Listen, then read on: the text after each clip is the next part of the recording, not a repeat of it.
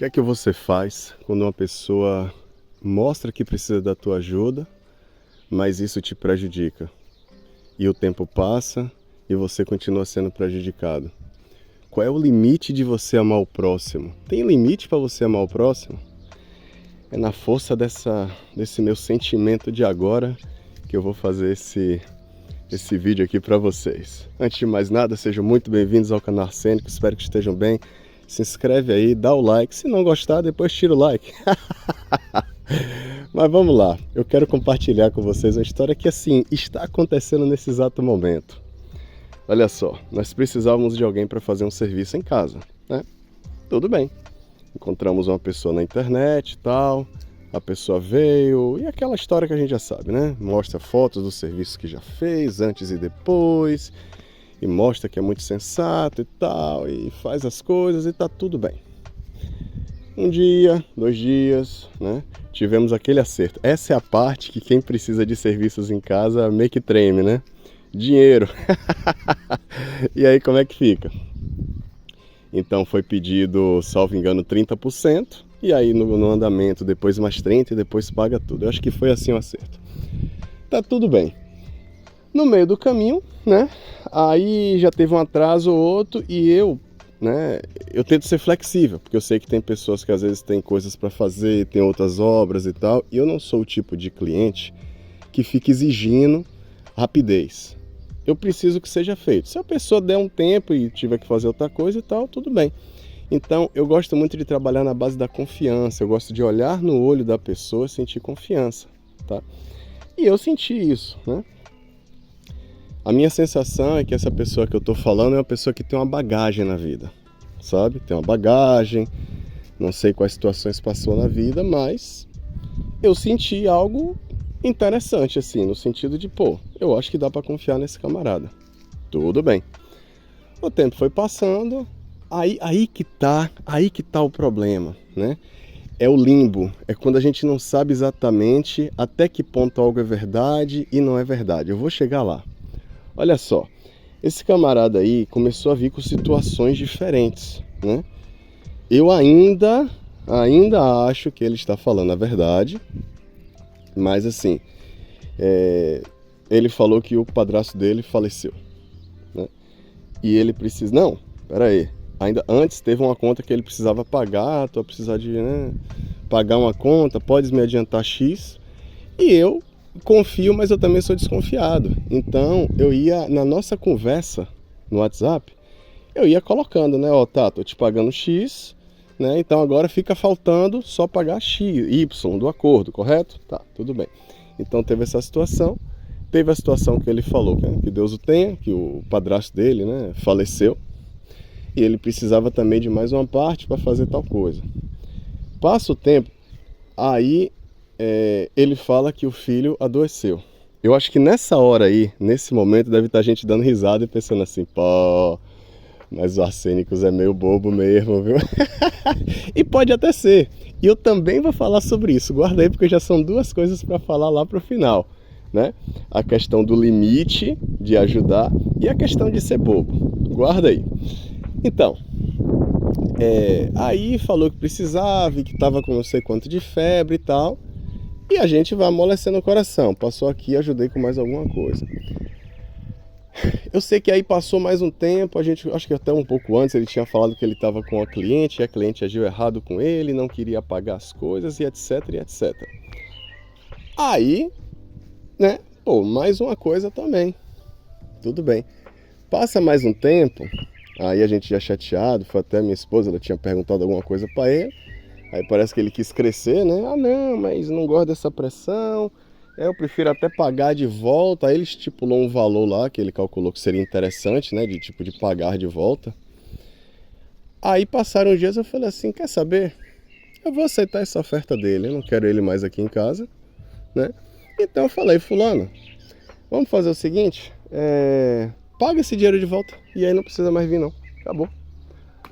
Aí pronto. A comunicação cessou. Olha só. Passa um tempo. E de novo, eu sei, alguns podem pensar aí, pô, o cara é bobo. Mas vamos lá, né? Aí passou um tempo, existe nesses sistemas de aplicativos de pagamento, você também pode fazer cobrança, não é isso? Então, essa pessoa mandou mensagem pra gente, falando assim, tá aí. E aí, quando a gente viu, era na verdade uma cobrança, não era ele enviando dinheiro. Porque quando envia o dinheiro, é fácil, né? Enviou, chegou, acabou. Mas foi uma cobrança. E mandou pra mim e pra minha esposa. Eu achei estranho, conversei com ela, não, isso aqui é cobrança, isso aqui não é pra gente receber, isso aqui é pra gente mandar dinheiro. Aí nessa hora eu dei uma de João sem braço, porque provavelmente ele sabe utilizar, né? Rapaz, tem uma abelha aqui grandona, né? Deixa eu ver se eu consigo pegar. Que legal, eu gosto muito da natureza, viu? Deixa eu fazer um close aqui dela. Tá indo, né? Haha, legal demais, hein? Então, aí eu dei uma de João sem braço e falei, fulano, eu acho que tu se atrapalhou aí, né? Na verdade era para enviar dinheiro. Aqui de novo. Desculpa dessas paradas, mas esse momento eu queria gravar. E afastar também para não receber um susto desagradável. Era pra gente receber, mas tu enviaste e tal, vê de novo aí. Aí não recebi mais notícia. Detalhe, as ferramentas dele, algumas coisas ficaram aqui em casa. Há mais de um mês atrás, eu mandei mensagem falando, fulano, duas coisas estão aqui, tipo assim, aí ele falou que a esposa... mas outra coisa, ele falou que ele ia fazer um tratamento de 2 semanas e não poderia mais estar com o celular nas mãos por 2 semanas. E aqui a mulher iria passar aqui para resolver. Aí, de novo, tal do João sem braço, né? É bom saber onde a pessoa mora para ter minimamente uma referência. Aí eu falei, não precisa se preocupar não, tipo assim, me passa teu endereço que eu passo aí, pego as coisas e acerto o dinheiro. Sem resposta. Passaram, sei lá, 1 ou 2 semanas, mandei outra mensagem. Fulano, infelizmente nunca mais ouvi nada, não sei o que lá, tal, nada. Aí quando foi a última mensagem que eu mandei, foi ontem, ó, infelizmente, nunca mais ouvi nada de você. E, enfim, né? Eu preciso saber o que eu vou fazer com tuas coisas. Olha que interessante, eu preciso saber o que eu vou fazer com tuas coisas. Porque assim, se tu não dá resposta, eu vou te dar tipo 1 semana, né? Em outras palavras, já tem uns 2 meses aqui. Vou te dar 1 semana, se tu não responder, não fizer nada, eu vou ter que jogar fora. Eu não vou ficar com as coisas aqui. Aí ele se manifestou. Aí ele apareceu, né? Mas que é isso, eu não tenho dinheiro, aí vai jogar minhas coisas fora. Aí eu falo, apareceu a Margarida, né, como a gente fala. Falei, fulano, você entendeu errado, eu não disse que eu vou jogar fora. Eu disse que se, olha aí a importância, né, da gramática. Se você não aparecer, não falar nada, eu vou ter que jogar fora. Entendeu? Aí estamos nessa situação. Agora que vem uns pontos que são interessantes. Talvez a maioria de vocês já esteja pensando, o cara na verdade é enganador, o cara tá mentindo e tá fazendo de bobo. Eu posso ser a pessoa mais boba do mundo, mas eu ainda tenho uma sensação de que ele na verdade não está mentindo, que essas coisas de fato aconteceram. Eu acredito, a verdade eu não sei. É isso que diferencia, eu acho, uma das coisas que diferencia meninos de homens. Meninos querem viver a sua própria realidade, né? Descartando as evidências. Homens estão prontos para a desilusão. Eu, Arsênico, estou pronto para a desilusão e por fato de que ele na verdade mentiu? Estou. E se tiver, é isso, o que é que eu vou fazer? Acontece, né? Mas eu ainda acredito que não. Por algumas razões. Primeiro, o olhar.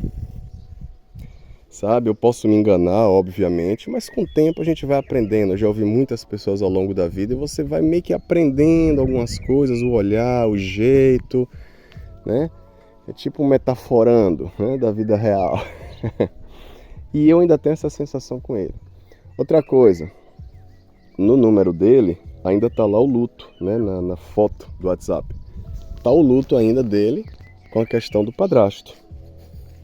O que para mim não faria muito sentido. Se fosse uma pessoa, vamos supor, um scammer profissional, Ele iria simplesmente descartar aquele número, porque ele só botou pré-pago mesmo, só para enganar um trouxa e pronto. Mas não, pelo jeito é o número dele, continua, e esse negócio do luto nunca saiu, né? Aí também a gente pode falar assim, ele pode ter falado isso para outras pessoas também, então tem que manter a mentira. Então sei, né? E outra coisa, a gente, não sei, chega um momento que a gente começa a apertar muito o scammer, normalmente, a menos que o scammer seja um psicopata, né, uma pessoa realmente com transtorno de personalidade do cluster B, a pessoa, sei lá, ela tende a meio que se manifestar, ou explodir, ou desaparecer. Mas a maneira que ele respondeu ainda está me parecendo envergonhado. Ele, por exemplo, falou do dinheiro. Se eu não tenho dinheiro, eu vou fazer o quê? Sabe? Então, assim, dada essa história aí vem os pensamentos. Ponto número 1. O que é que a gente pode determinar como limite? Qual é o limite para ajudar alguém? Sabe?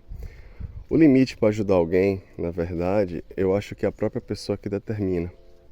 Agora, tem que prestar atenção se os objetivos, esse ponto é muito importante, se os objetivos que você propôs estão ainda sendo válidos, tá? Explico. Se você botou na sua cabeça que você não quer ser enganado e que você só vai ajudar X, fazendo até X para alguém, pronto. Seja congruente com a sua decisão, tá? Agora, se você... depende muito daquilo que você queira. A grande questão é não seja enganado, sabe?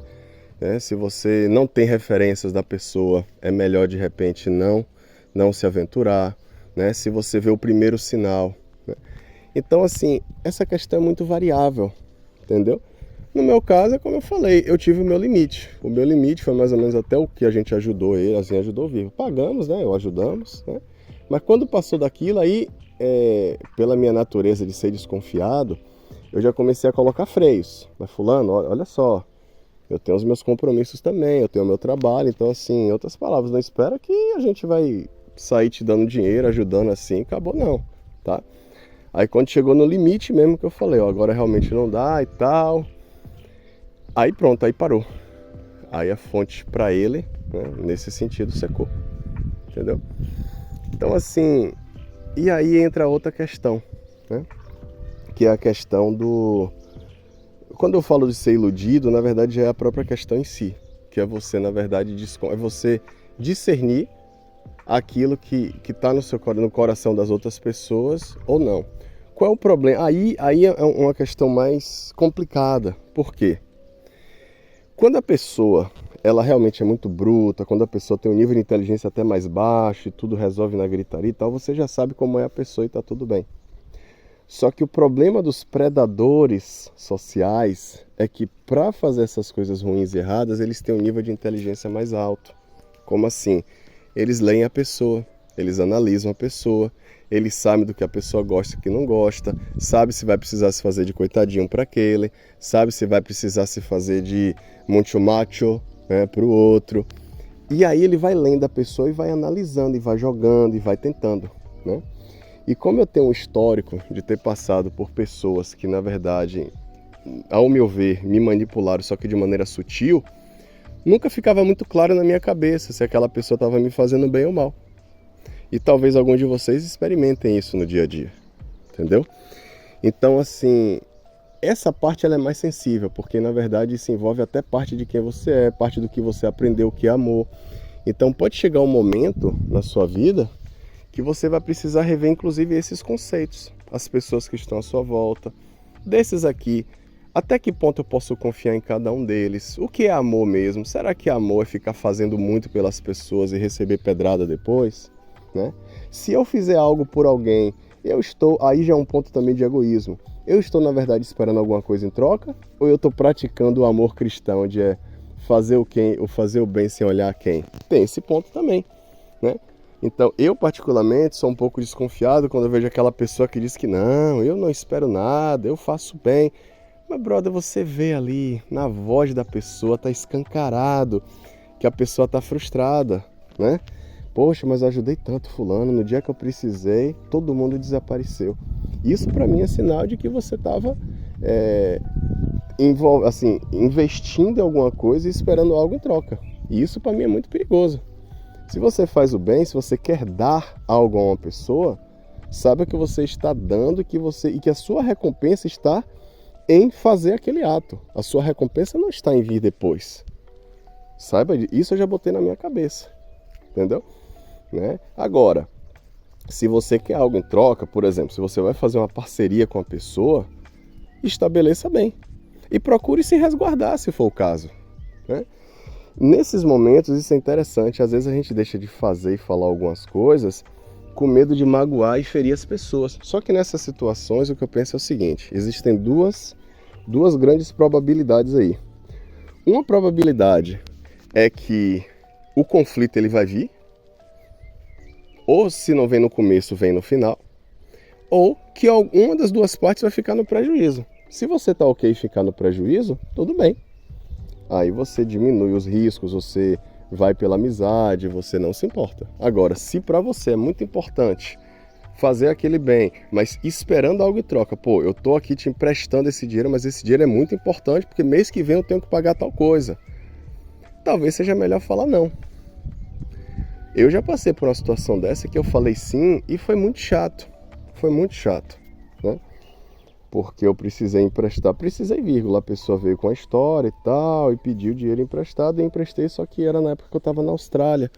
E eu precisava daquele dinheiro para pagar o meu próximo visto, né?